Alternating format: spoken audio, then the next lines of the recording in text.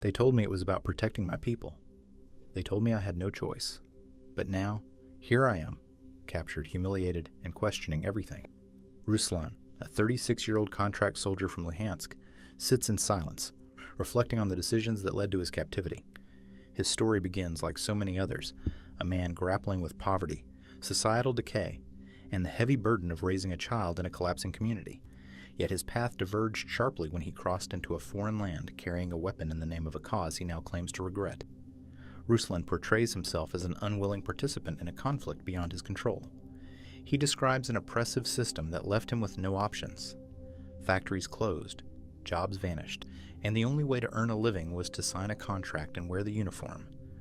His words are measured, almost rehearsed, as he explains how he became another soldier in an invading army. He speaks of survival, of feeding his daughter, of doing what any father would do.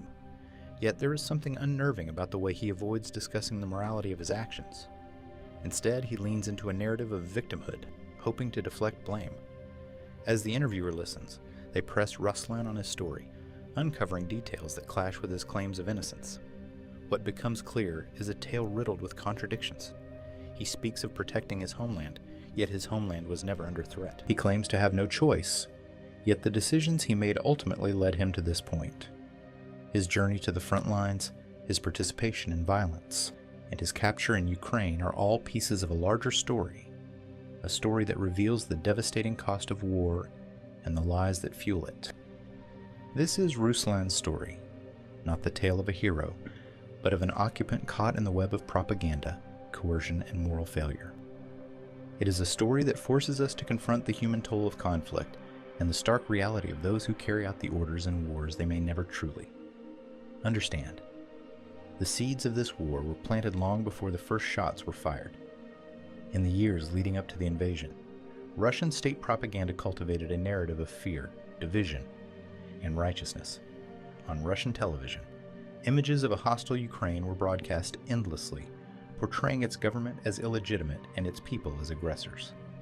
These stories were carefully designed to dehumanize and justify the actions that followed, preparing the Russian public to accept war as a necessary evil. Ruslan, like many others, grew up absorbing this propaganda. It seeped into conversations, shaped community beliefs, and colored perceptions of the world outside their borders.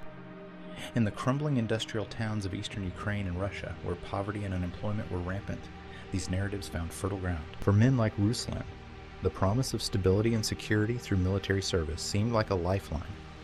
But what was framed as duty and protection soon turned into a march of occupation, crossing borders into a nation they were told to fear. The invasion itself was swift and brutal. Under the guise of a special operation, Russian forces flooded into Ukrainian territory.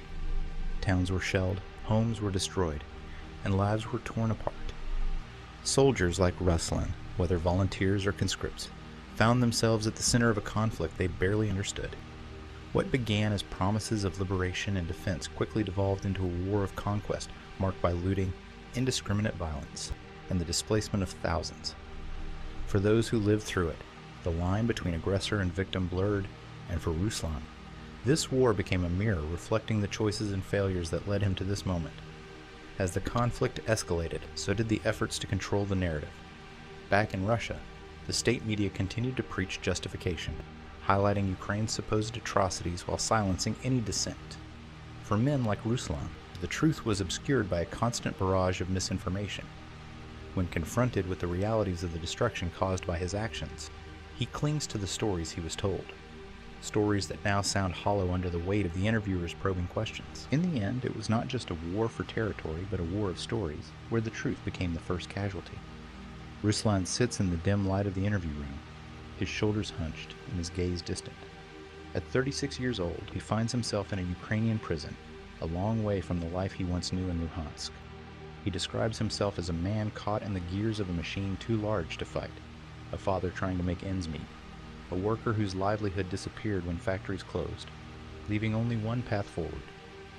He claims he had no real choice but to join the military under a contract, driven by the need to support his young daughter. His voice carries a mixture of resignation and defiance as he tells his story. He insists he never wanted to harm anyone, that he was merely following orders, and that the war was never his to begin with. Yet, As he speaks, cracks in his narrative begin to show. The interviewer, attentive and unrelenting, presses him for details. Each question peels away another layer of his story, exposing the contradictions within. How does a man who claims to abhor violence justify his presence in an invading army? How does a father explain the moral compromises that brought him to a foreign land, armed and ready to fight? The tension in the room is palpable as Ruslan tries to balance his self-portrayal with the undeniable facts. He describes a man trapped by circumstance, but the interviewer's persistent challenges reveal a different picture, one of complicity and choice. It becomes clear that this story is more than one man's struggle to justify his actions. It is a microcosm of a much larger tragedy where personal responsibility collides with the machinery of war and propaganda. For Ruslan, every answer he gives becomes another thread in a web he can no longer escape. Ruslan was born and raised in Luhansk, a city in eastern Ukraine that had seen better days long before the war began. His childhood, as he recounts, was one of modest means and simple aspirations. His family lived in a small apartment, relying on his father's factory job and his mother's occasional work cleaning offices to get by. There was little money for luxuries, but there was enough to survive. We weren't rich, but we managed, he says, his voice tinged with nostalgia for a time that now feels irretrievably lost. The economic collapse that followed the dissolution of the Soviet Union hit Luhansk hard. Factories shut down, jobs disappeared, and despair settled over the city like a heavy fog. Ruslan remembers the gradual unraveling of the community around him, neighbors moving away, shops closing, and the slow but steady erosion of hope. By the time he was old enough to start working, the opportunities his father had relied on were long gone. There was nothing left, he explains. The factories were empty shells, and even if you found a job, it barely paid enough to live. He recalls the bitterness that grew among the older generation, their pride stripped away as the city fell apart. For the younger generation, it was different. We didn't even have time to feel angry. We were too busy trying to survive. Personal loss compounded the hardship. Ruslan's mother died when he was just a teenager, leaving him and his younger brother to fend for themselves under the care of their struggling father. The responsibility to help provide for the family fell squarely on Ruslan's shoulders. He left school early to take on odd jobs, cleaning construction sites, unloading trucks at the market, and occasionally helping with repairs at the remaining factories. The work was grueling, the pay meager, but he had little choice. You did what you had to do, he says. There wasn't time to think about anything else. As he worked, Ruslan observed how the city became a shadow of its former self. The old Soviet-era monuments stood as relics of a time when people still believed in the promise of progress, now surrounded by decay and broken dreams. By his 20s, Ruslan had started a family of his own, marrying a woman from a nearby town and becoming a father to a little girl. But even this glimmer of hope was overshadowed by tragedy.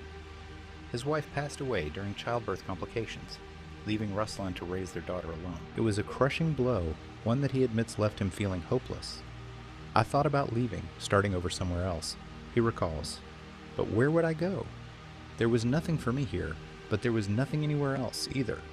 He talks about the guilt he felt as a father, torn between grief and the relentless demands of parenthood. I didn't know if I was doing enough for her, he admits. But I knew that giving up wasn't an option. As the years went on, the situation in Luhansk worsened. The city became a battleground, not just in the physical sense, but economically and socially. Jobs were scarce, corruption was rampant, and the community Ruslan had grown up in no longer resembled the place he once knew. Friends moved away, families splintered, and even hope seemed to evaporate. The pressure to provide for his daughter became overwhelming, and with few options left, Ruslan made a decision that would change the course of his life forever. He signed a contract with the military, lured by the promise of a stable income and a sense of purpose. Looking back, he acknowledges the desperation that drove him to that choice. I told myself it was for her, he says quietly. But I wonder now if that was just an excuse. Expanding further, Ruslan reflects on the choices available to him at the time. He speaks about how enlistment wasn't merely an option. It felt inevitable. In Luhansk, you either joined or you disappeared. No one told me outright. But it was understood, he explains. This sentiment reveals the deeper currents of coercion and survival that shaped not only his life but the lives of countless others from his region. The silence in the interview room after his words lingers, echoing the unspoken regret of a man who wonders what might have been if there had been another way. for Ruslan, family was both his greatest motivation and his heaviest burden. After losing his wife during childbirth, he was left alone to care for their infant daughter. The weight of single parenthood in a city like Luhansk, a place already ravaged by economic collapse, was immense. Every decision he made revolved around her, from the food he could afford to the future he desperately wanted her to have. "She's the only thing that kept me going," he says. "Without her, I don't know what I would have done." Luhansk, by this time, was crumbling. Jobs had dried up, the infrastructure was decaying, and the future for families like Ruslan's looked increasingly bleak. He describes walking past shuttered factories, their windows broken and machines rusting inside, reminders of a prosperity long gone. The few remaining opportunities paid barely enough to cover basic needs, and as prices rose, his struggles only deepened. You'd spend a whole day working, and by the end, you'd wonder if it was even worth it, he says. It wasn't just me. It was everyone. We were all trapped. A Ruslan's daughter, barely old enough to understand the world around her, became his anchor in this chaos. He recalls moments when her laughter would fill their small, dimly lit apartment, giving him a brief sense of purpose. But those moments couldn't erase the constant fear of failing her. There were times when I didn't know if we'd make it, he admits. I'd look at her and think, what kind of life am I giving her? He remembers the shame of not being able to afford new clothes or toys, of having to say no when she asked for simple things like sweets or a trip to the park. It wasn't just poverty. It was the erosion of dignity that came with it. This despair drove Ruslan to consider paths he might have otherwise avoided. The military, long a fixture in Luhansk, began to seem less like a choice and more like the only viable option. He was approached by recruiters more than once, their promises of steady pay and benefits echoing in his mind during sleepless nights. He resisted at first, unwilling to leave his daughter or risk his life for something he didn't believe in. I kept saying no, he recalls. But every time I said no, it felt like the walls were closing in. As jobs became scarcer and debt began to pile up, the idea of enlistment started to feel inevitable. Ruslan talks about how he justified his eventual decision to sign the contract. I told myself it was just a job, he says. I'd go, I'd work, and I'd come home with enough to give her a better life. He emphasizes that he saw it as a short-term solution, a way to stabilize their lives while he figured out something more permanent.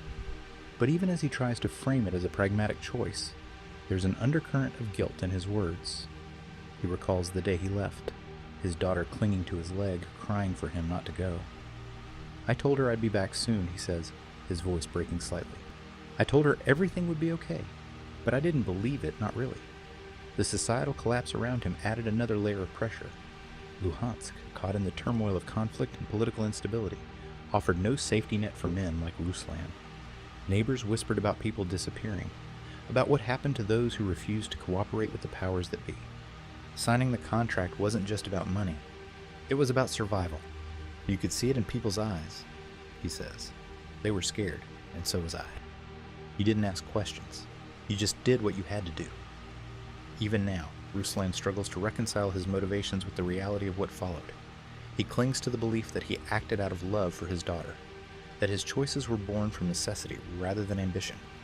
But as the interviewer listens, it becomes clear that the line between duty and complicity is far thinner than Ruslan is willing to admit. What he presents as sacrifice begins to feel more like surrender, not just to the military, but to the forces of desperation and fear that had come to define his world.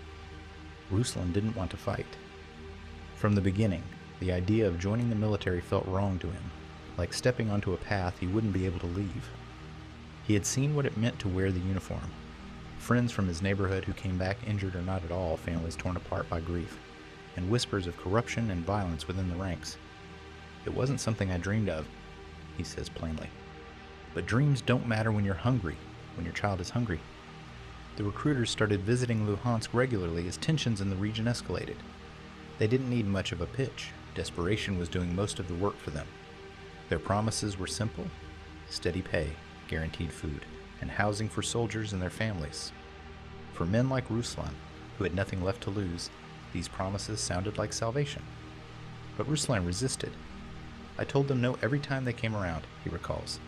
I didn't want to leave my daughter, and I didn't want to be part of something I didn't understand.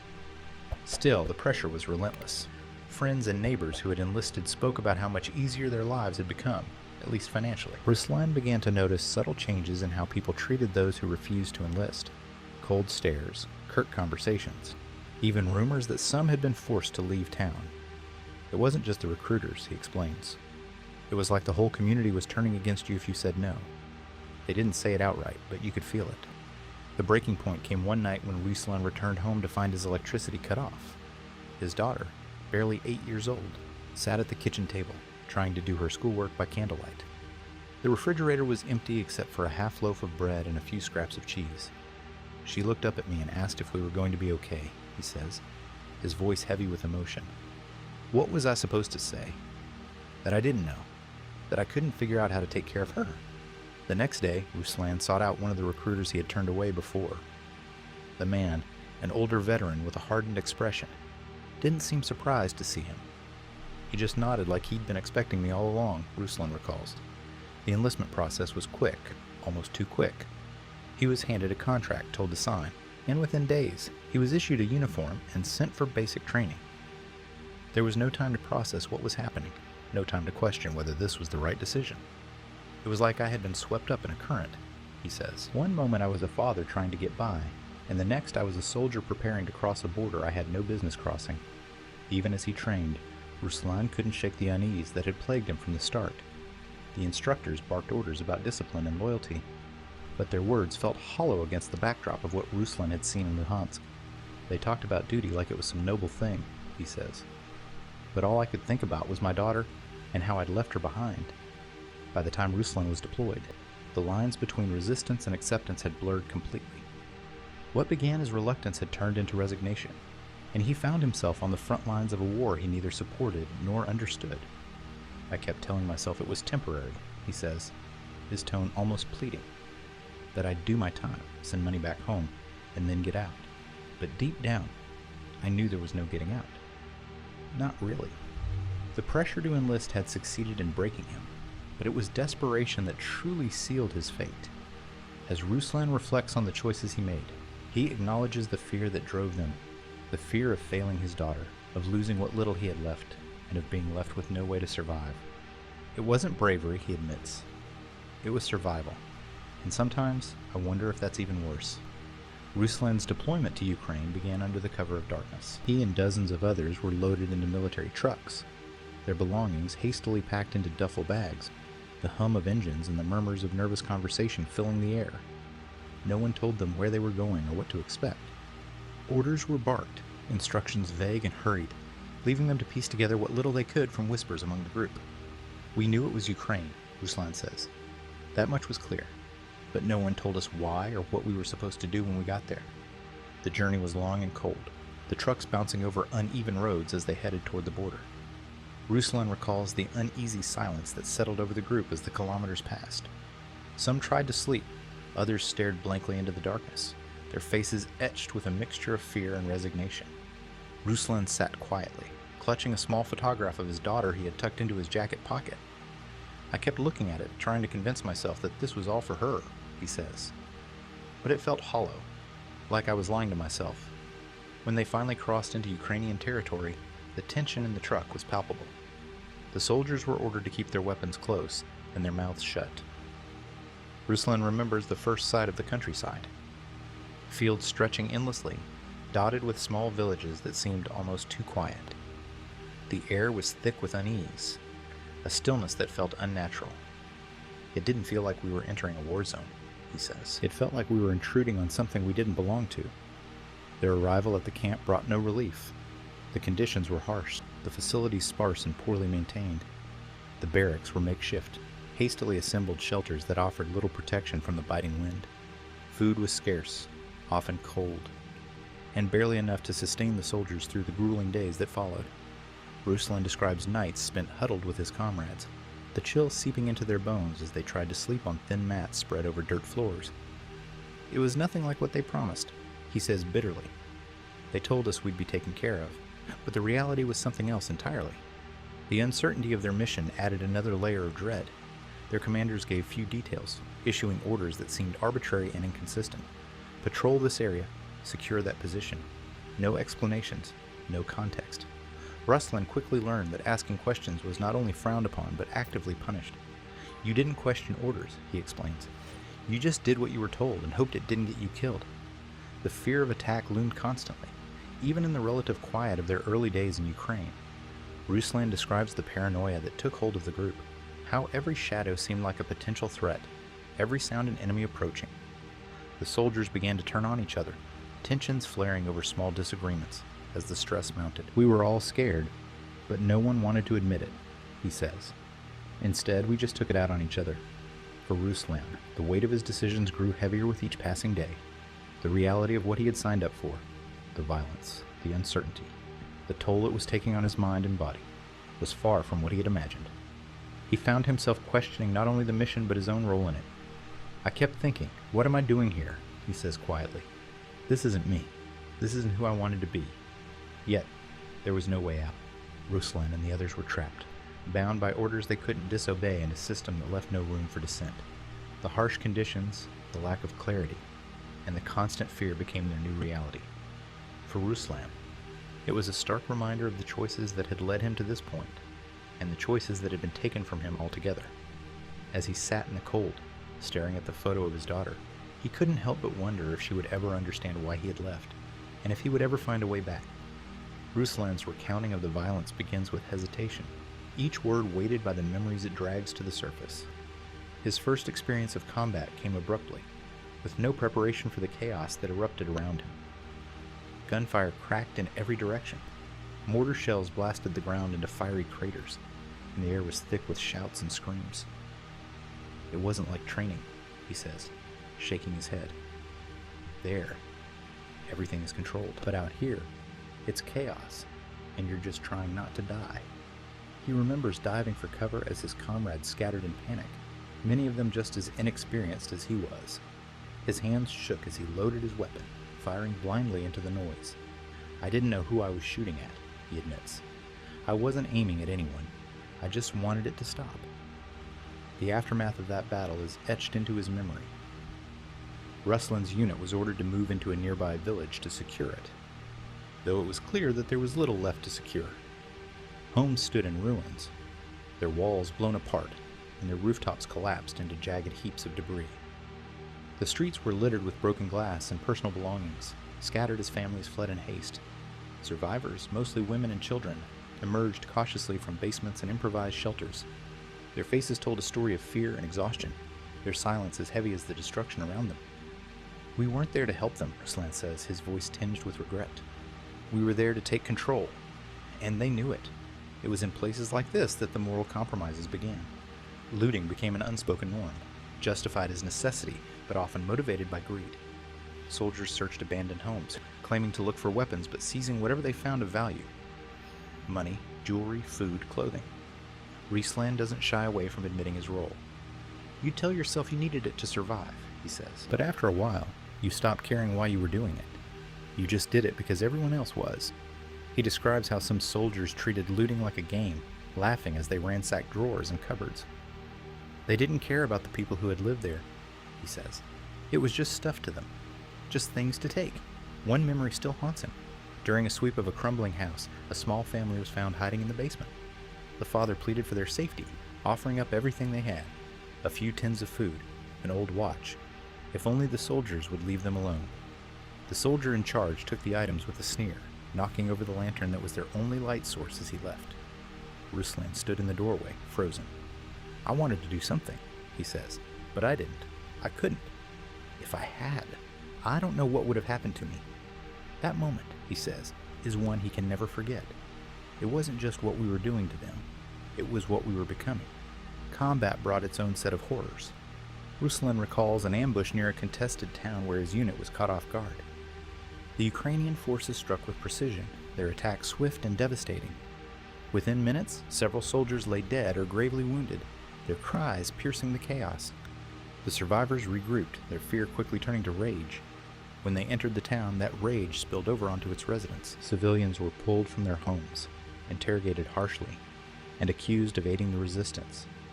It wasn't about finding anyone guilty, Ruslan says.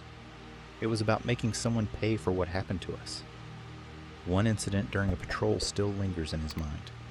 His unit stopped a car attempting to leave the area, its passengers waving white cloths from the windows as a sign of surrender. The driver, a young man, stepped out, begging to pass, explaining that he was trying to get his family to safety. Despite his pleas, the soldiers dragged him away, accusing him of being a spy. Ruslan watched as they struck him repeatedly during the interrogation, his cries drowned out by shouted accusations. "They didn't find anything," Ruslan says softly. But that didn't matter. By then, he was guilty just for being there. The family was forced to abandon their car and walk away, leaving everything behind. These acts of violence, both deliberate and reactionary, weigh heavily on Ruslan.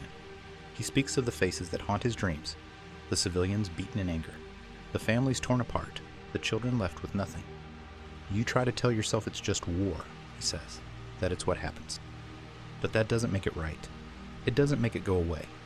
He describes the silent complicity that pervaded their ranks. Everyone knew what was happening, but no one stopped it. You didn't speak out because you were afraid. You just did your job and hoped to make it through. The interviewer doesn't let him off the hook, pointing out the contradictions in his story. Ruslan claims to have been a victim of circumstance, yet his words reveal a man who made choices that contributed to the devastation he now describes with regret. When pressed further, he falters. "I didn't want to do those things," he says, his voice barely above a whisper. "But what choice did I have?" The violence Ruslan witnessed and participated in is more than a collection of memories. It is a reflection of the war itself, a chaotic, merciless force that stripped away not just lives but humanity. For Ruslan, these moments define the conflict in ways he struggles to articulate. They are not just fragments of a past he would rather forget, but a weight he carries into every waking moment, a constant reminder of the cost of survival in a war that had no room for morality. Ruslan's story is filled with contradictions, moments where his attempts to justify his actions collapse under scrutiny. These moments of tension, when the gaps in his narrative are exposed, reveal far more than he intends. Each time the interviewer probes deeper, Ruslan's carefully constructed defense falters, forcing him to confront uncomfortable truths about his choices and complicity in the events he describes. One such turning point occurs when Ruslan recounts entering a bombed-out village with his unit. He describes walking through the rubble, seeing the remnants of destroyed homes and the hollow-eyed survivors who emerged cautiously from makeshift shelters. "We were just following orders," he says, the familiar refrain of a soldier attempting to shield himself from accountability. "We had to clear the area and secure it." The interviewer interrupts, asking about the looting that followed, an act Ruslan initially described in vague terms, but now tries to distance himself from. "I didn't take anything," he insists.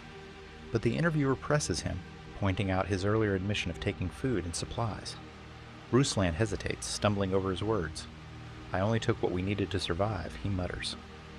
The interviewer counters, noting that items like jewelry and money hardly qualify as necessities. Ruslan avoids eye contact, shifting uncomfortably in his seat. "I wasn't the only one," he finally says. "Everyone was doing it." The interviewer seizes on this moment, asking Ruslan how he reconciles his actions with his claim of innocence. He tries to deflect, blaming the chaos and the pressures of war. "You don't understand what it's like," he says. "You're hungry, you're scared, and you just do what you have to do." But the interviewer pushes further, pointing out that hunger doesn't explain the systematic looting of personal valuables. Ruslan's voice grows defensive. "I didn't want to do it," he says. "But what choice did I have? If I didn't take it, someone else would have." The words hang in the air, offering a glimpse of the moral compromises that have come to define his story. Another pivotal moment comes when Ruslan describes an interrogation his unit conducted in the same village. He initially claims he wasn't involved, saying he stayed outside while others handled the situation. But the interviewer reminds him of his earlier statement, where he mentioned hearing the man's screams as he was questioned. If you could hear him begging for his life, the interviewer asks, "How can you say you weren't involved?" Ruslan stammers, his response faltering. "I didn't touch him," he says quickly. "I didn't do anything to him." The interviewer presses on, asking why he didn't intervene or report what happened. Ruslan looks down, his hands clasped tightly together. "What could I have done?" he asks, his voice barely above a whisper. "If I had tried to stop it, they would have turned on me." The tension builds as the interviewer pushes further, questioning whether Ruslan's silence made him complicit in the violence. "You were there," the interviewer says. "You heard what was happening. Doesn't that make you responsible, even if you didn't lay a hand on him?" Ruslan hesitates for a long moment before responding. "You don't understand how it works?" he says finally. "If you speak out, you're done." They'll make an example of you. And then who takes care of my daughter? Who looks after her if I'm gone? The narrative takes another turn when Ruslan recounts a patrol where his unit stopped a civilian car. He describes the young driver stepping out, pleading for his family's safety as soldiers accused him of being a spy. Ruslan initially claims he stayed a distance, watching as the man was interrogated and beaten. But when the interviewer references earlier details, how Ruslan held the man's ID and searched his belongings, his story begins to unravel. You said you held his ID. The interviewer reminds him. How can you say you weren't involved? Ruslan's expression hardens and his voice grows defensive. I didn't hit him, he says sharply. I didn't do anything to hurt him.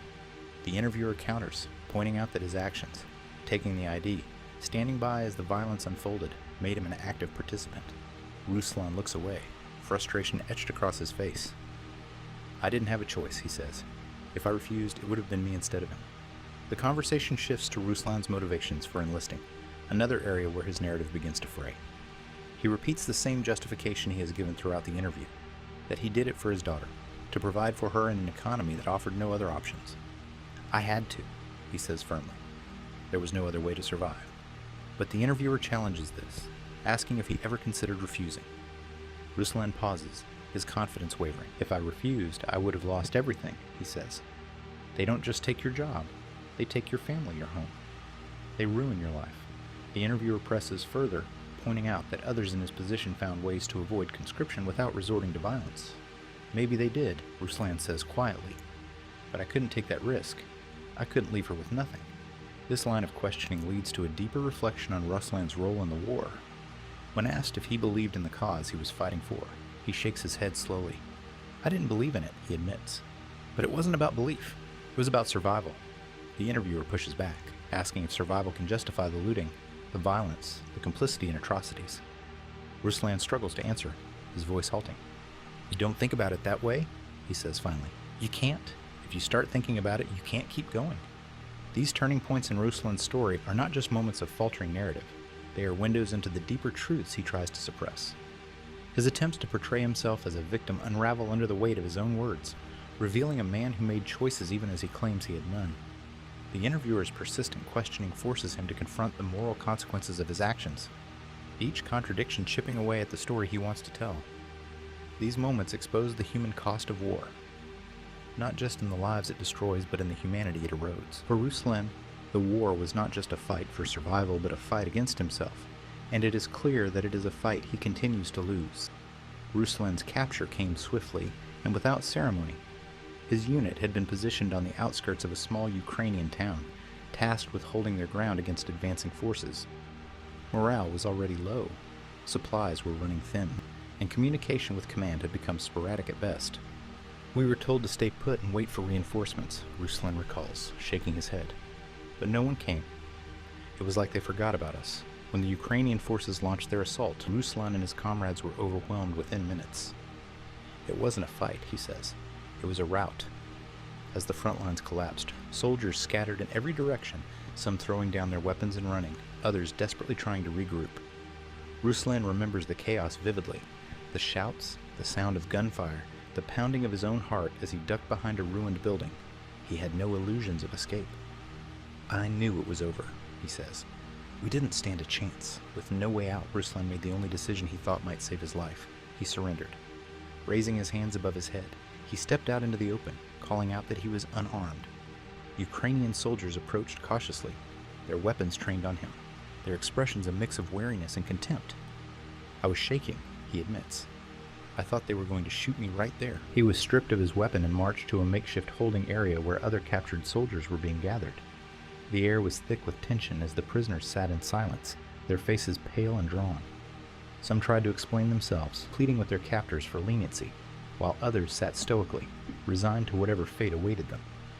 Ruslan fell somewhere in between, his mind racing as he tried to decide what to say. I didn't know if it was better to stay quiet or to speak up, he says. But I couldn't just sit there and say nothing. When questioned by his captors, Ruslan's first instinct was to defend himself. I'm not a bad person, he told them, his voice steady but desperate. I didn't come here to hurt anyone. He spoke about his daughter, about the economic hardships that drove him to enlist, about how he had no choice but to sign the contract. I told them I was just a father trying to provide for my family, he says, I thought if they understood that, maybe they'd see me differently. But the Ukrainian soldiers were unimpressed by his justifications. One of them, a young man about Ruslan's age, challenged him directly. "If you didn't want to fight, why are you here?" the soldier asked, his tone sharp and accusatory. Ruslan struggled to respond, stumbling over his words. "I didn't have a choice," he said finally. "They told us we had to come, or we'd lose everything." The soldier's expression hardened as he retorted, "And what about the people who lost everything because of you?" The questions came faster after that, each one cutting deeper into Ruslan's defense. Why had he stayed with his unit if he didn't believe in the war? Why hadn't he resisted orders that led to violence? Why did he think his struggles justified invading someone else's home? Ruslan had no easy answers. "I kept trying to explain," he says, his voice faltering. "But everything I said just made it worse. It was like no matter what I said, it wasn't enough." The moment that shook him the most came when an older man, one of the civilian volunteers helping to process the prisoners, stepped forward and looked him in the eye. "Do you have any idea what you've done to my country?" the man asked, his voice low but trembling with emotion. "Do you even care?" Ruslan couldn't bring himself to answer. "I couldn't look at him," he admits. "I just stared at the ground." In the days following his capture, Ruslan clung to his initial defense, repeating the same lines over and over. "I didn't want this. I didn't have a choice. I was just following orders." But each time he said it, the words felt emptier, as if even he no longer believed them. "I thought if I kept saying it, it would make it true," he says quietly. But the truth was harder to face. As the interviewer listens to Ruslan recount these events, they push him to examine the inconsistencies in his story. His insistence that he had no choice is met with skepticism. "You say you didn't have a choice," the interviewer points out. "But surrendering was a choice. Speaking to me now is a choice. What makes those different from the choices you made before?" Ruslan pauses, visibly unsettled by the question. "I don't know," he says finally. "Maybe they're not. Maybe I just didn't want to think about it that way." Ruslan's capture marked the beginning of a new chapter in his story, one where the defenses he had built around himself began to erode. In the quiet moments of reflection that followed, he was forced to confront the reality of his actions and the narrative he had constructed to justify them.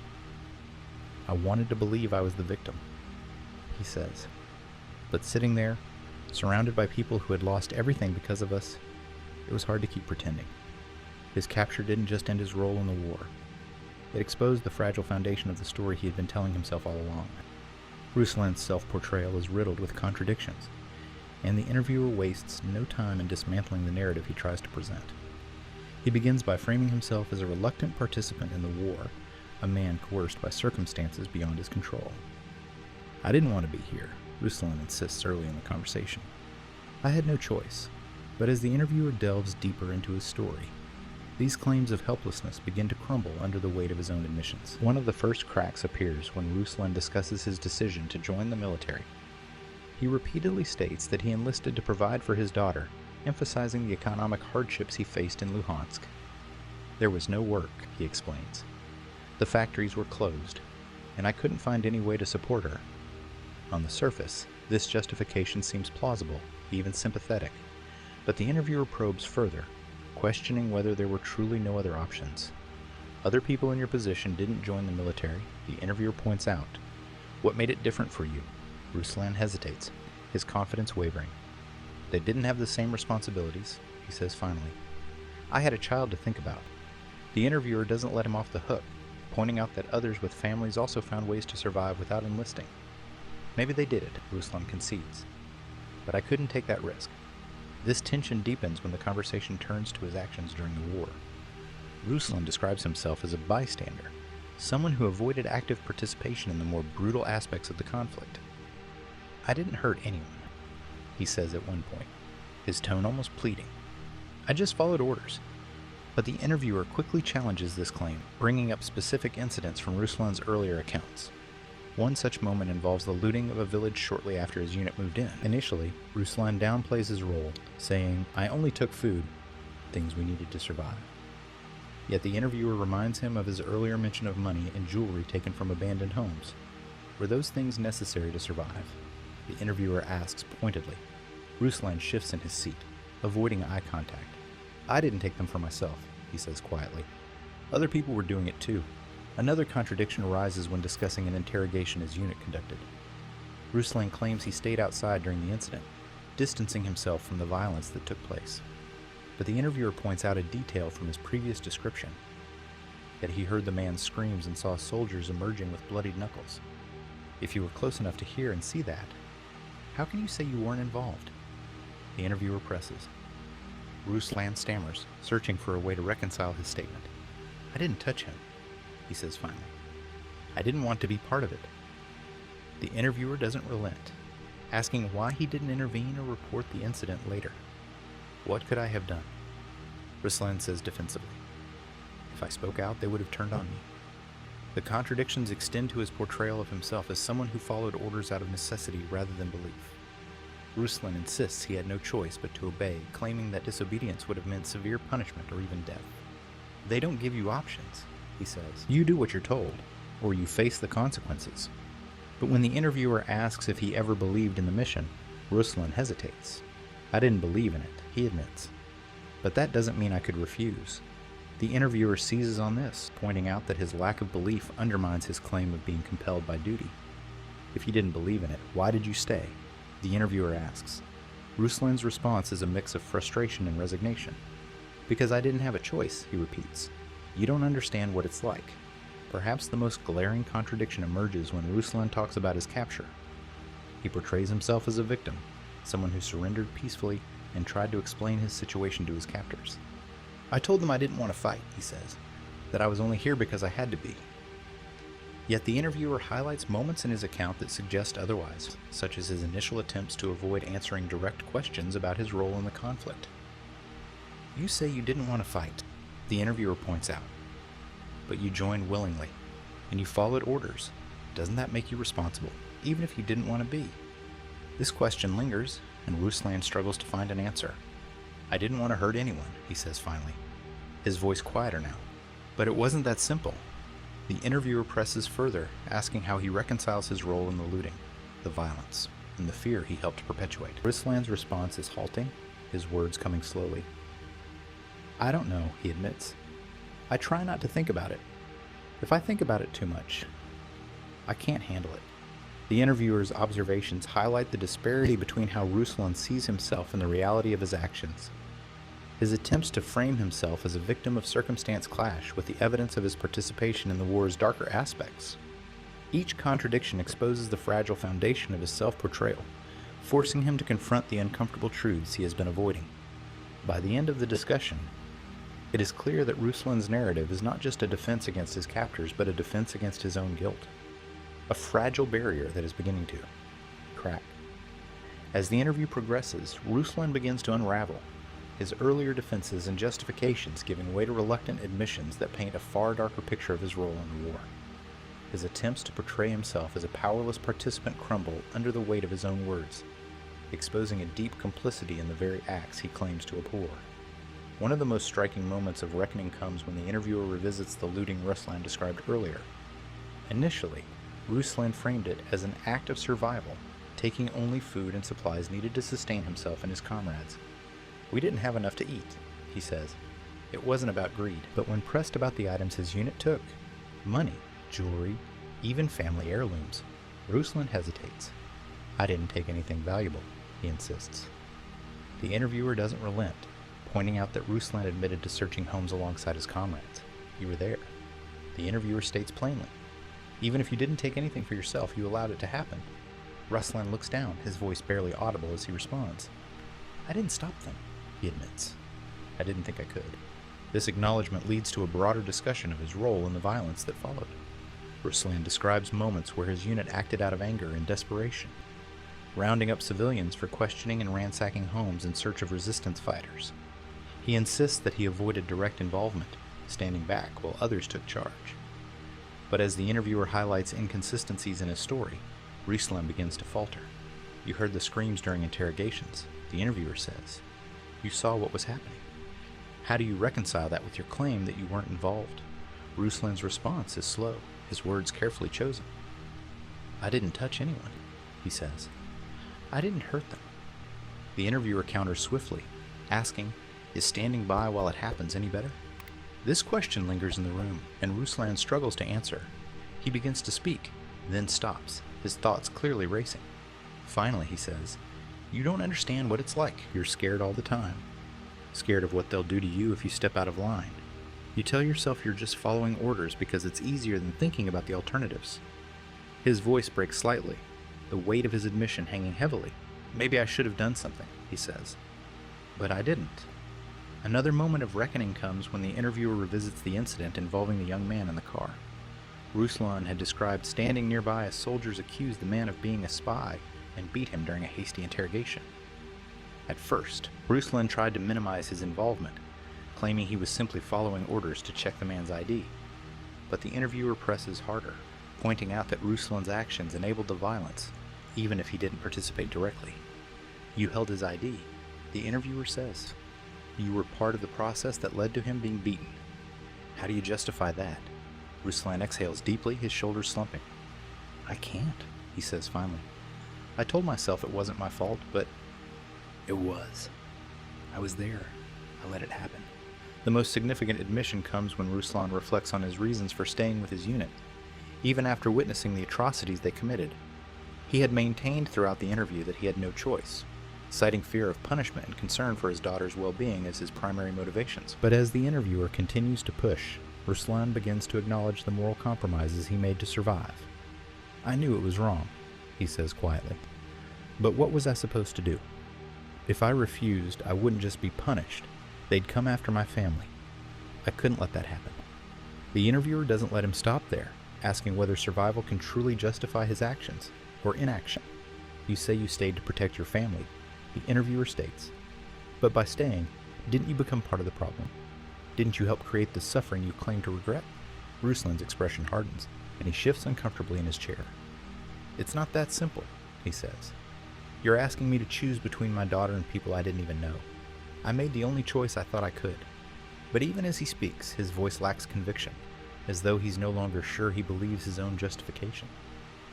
By the end of the discussion, Ruslan's defenses have eroded almost entirely. He no longer clings to the narrative of being a helpless victim, instead acknowledging that his choices, though limited, still had consequences. "I could have said no," he admits softly. "I could have walked away, but I didn't. And now I have to live with that." The interviewer nods, letting the silence settle before posing one final question. "Do you think you'll ever forgive yourself?" Ruslan doesn't answer immediately. He stares at the table in front of him, his hands clasped tightly together. "I don't know," he says at last. "I don't think I should." This reckoning marks a turning point in Ruslan's story, where his complicity becomes undeniable, even to himself.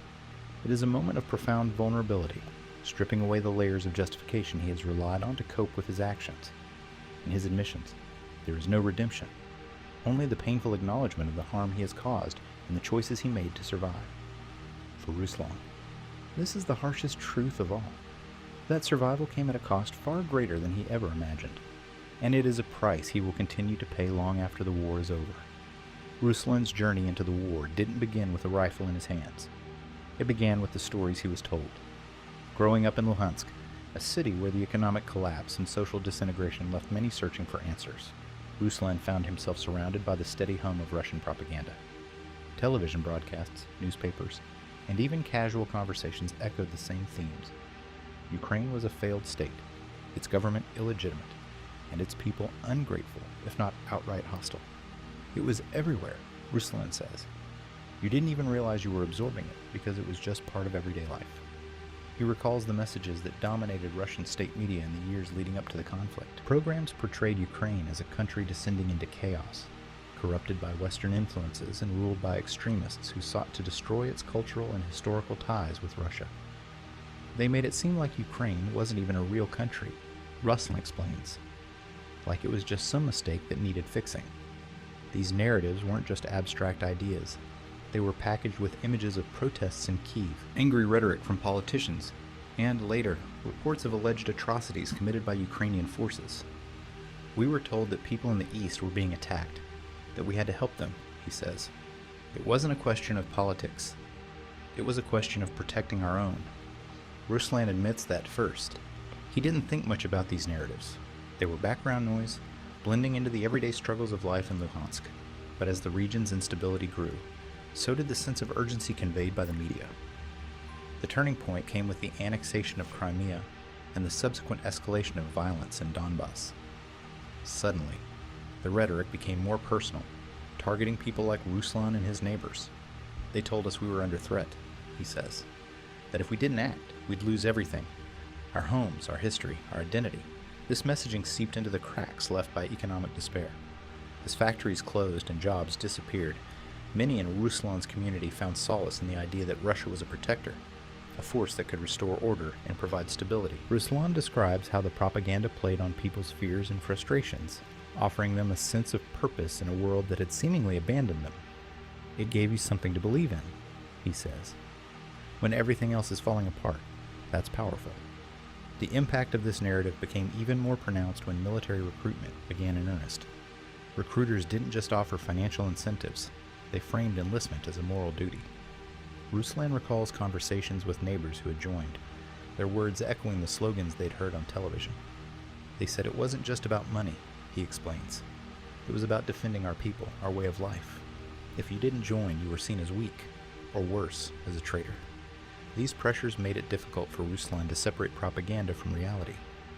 He began to internalize the messages, convincing himself that signing a military contract was not only necessary for his survival, but also the right thing to do.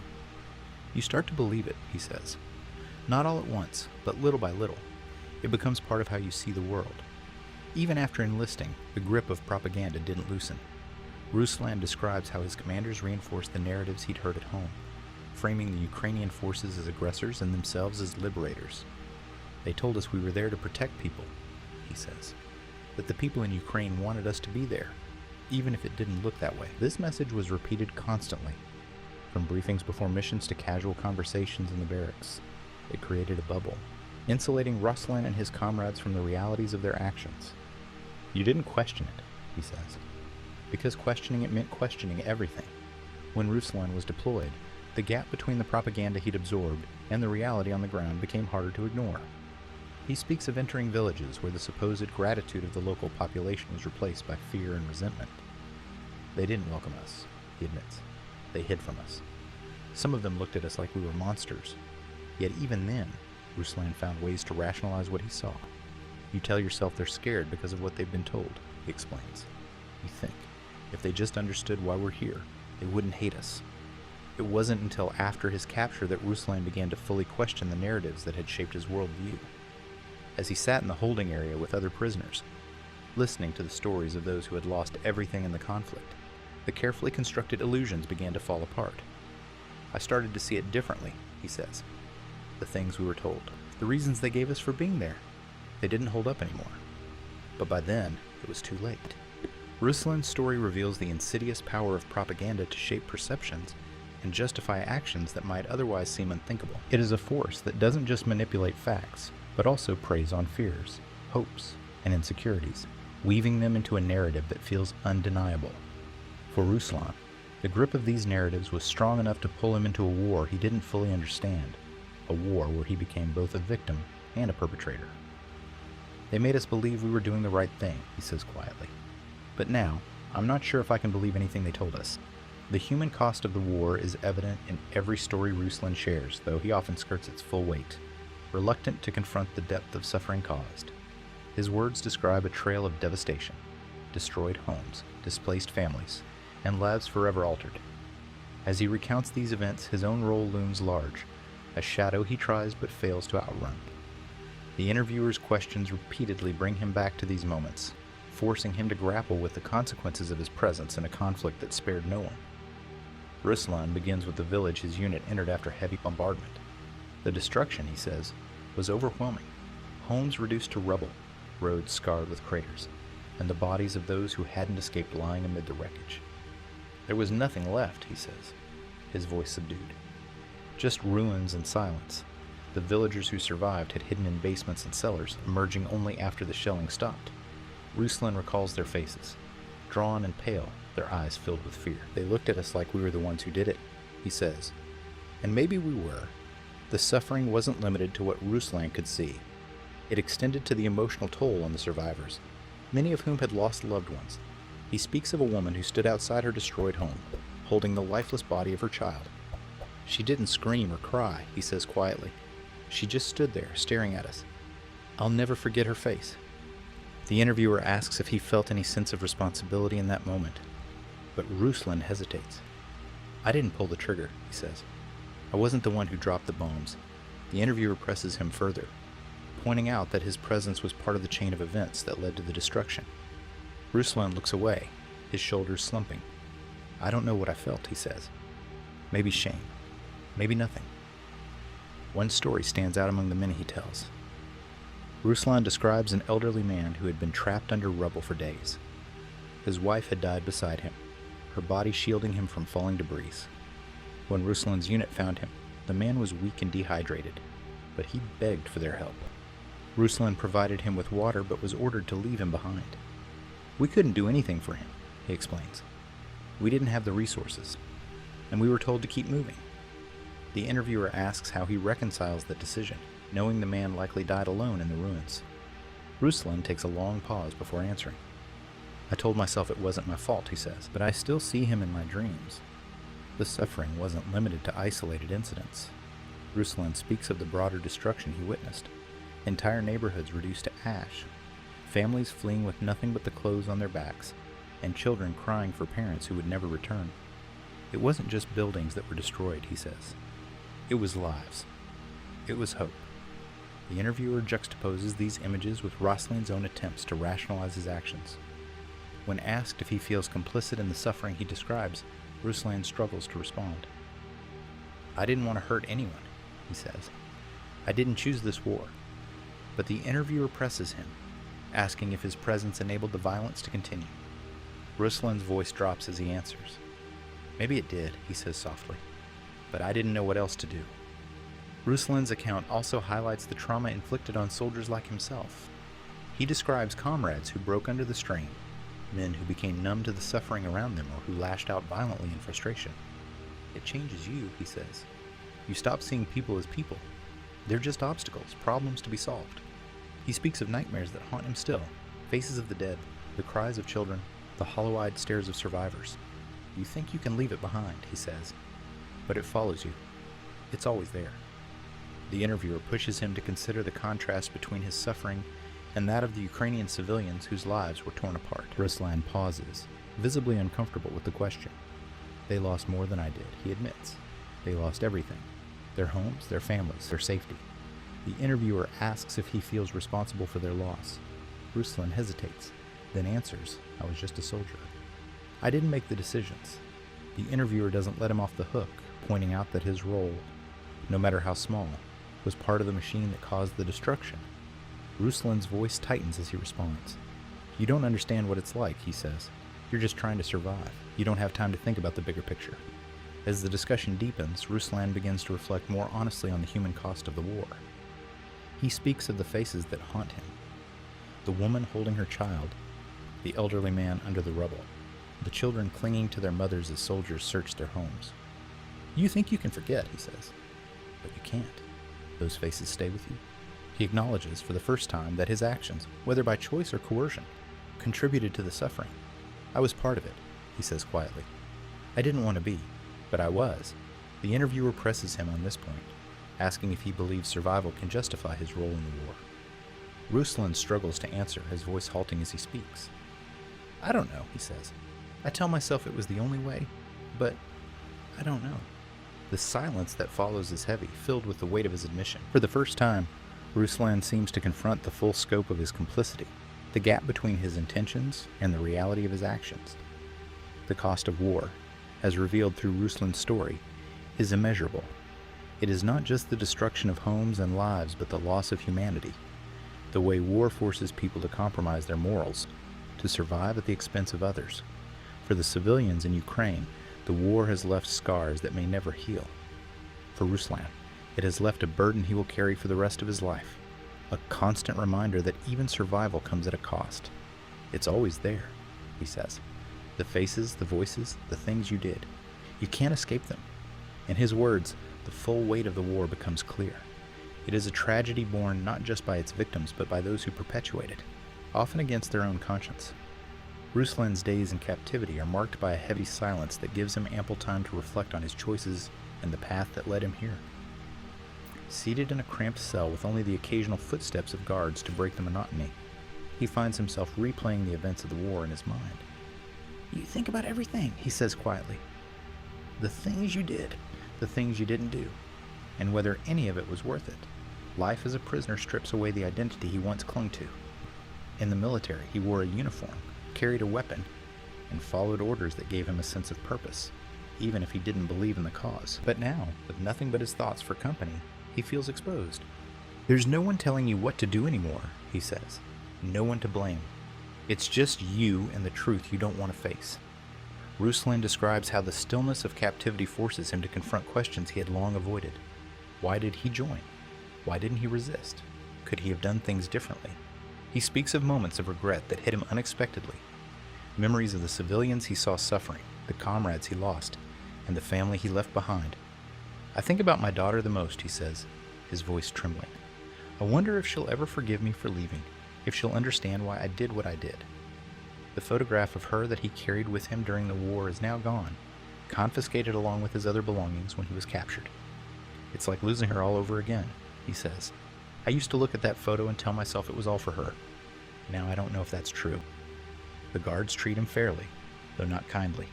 They bring him meals and allow him to shower, but their interactions are brief, their expressions cold. Ruslan doesn't blame them. "Why should they be kind to me?" he asks. "After everything we did, I don't expect forgiveness." He describes moments of isolation when the weight of guilt feels unbearable. "You hear the voices," he says. "The people you hurt, the ones you didn't save. They don't go away, not even when you sleep." Despite this, there are glimmers of self-awareness that suggest Ruslan is beginning to reckon with his actions. He speaks of a growing understanding that his choices, no matter how constrained, played a role in the suffering he witnessed. "I used to tell myself I didn't have a choice," he says. "But maybe that's not true. Maybe I just didn't want to see the choices I had. This realization is painful, but it also feels necessary. You can't move forward if you're still lying to yourself," he says. "I've done enough of that." When asked if he feels remorse, Ruslan nods slowly. "I regret a lot of things," he says. "I regret not standing up when I should have. I regret the people I hurt, even if I didn't mean to. And I regret not leaving when I still had the chance." But when pressed about whether he feels he can atone for his actions, he hesitates. "I don't know if you can ever make up for something like this," he says, "but I think you have to try.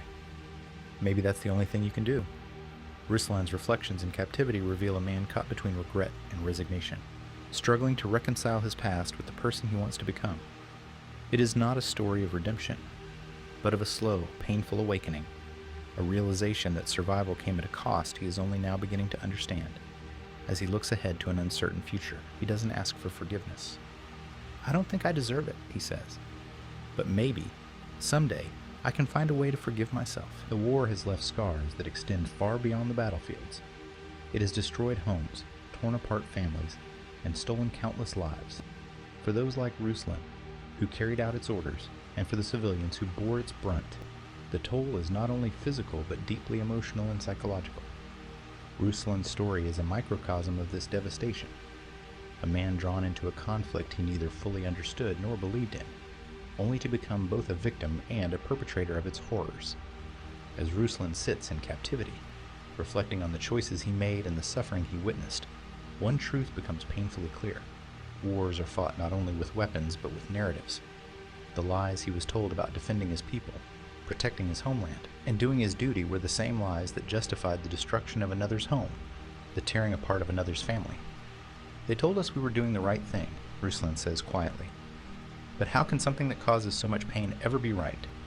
The interviewer's questions leave little room for denial or avoidance. They force Ruslan to confront the reality that, regardless of his intentions, his actions played a role in the devastation. Yet, his story is not unique. It echoes across the conflict, mirrored in the lives of countless others on both sides, soldiers who followed orders without question and civilians who paid the price for their obedience.